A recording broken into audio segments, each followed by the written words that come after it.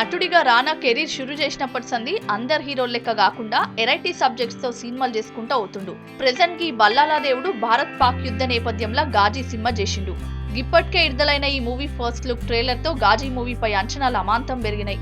1971లో భారత్ పాకిస్తాన్ యుద్ధానికి ముందు పాక్ దళాలు మన దేశానికి చెందిన ఐఎన్ఎస్ విక్రాంత్ మీద దాడి చేసేందుకు పిఎన్ఎస్ గాజీ అనే సబ్ మెరైన్ ను మన దేశం మీదకు పంపిస్తారు. దాదాపు విశాఖపట్నం నేవల్ యార్డ్ వరకు వచ్చిన గాజీ సబ్ మెరైన్ ను మన నేవీ వాళ్ళు ఏ తీరులో ఎదుర్కొన్నారన్నదే ఈ movie story.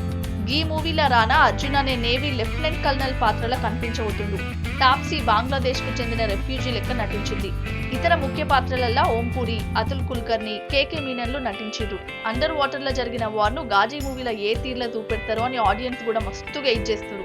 Sankalp Reddy direct చేసిన ఈ మూవీని తెలుగు, తమిళ్లో పీవీపీ నిర్మించిండు. హిందీ వర్షన్ ను కరణ్ జోహార్ రిలీజ్ చేస్తుండు. నడ్మిట్లో ఆడియన్స్ కు గాజీ స్టోరీ సమర్చుకొస్తందుకు చిరంజీవితో ఈ మూవీకి వాయిస్ ఓవర్ చెప్పించారు. ఇక హిందీ వర్షన్ కు మాత్రం బిగ్ బీతో వాయిస్ ఓవర్ చెప్పించారు. తమిళ వర్షన్ కు సూర్య వాయిస్ ఓవర్ ఇచ్చిండు.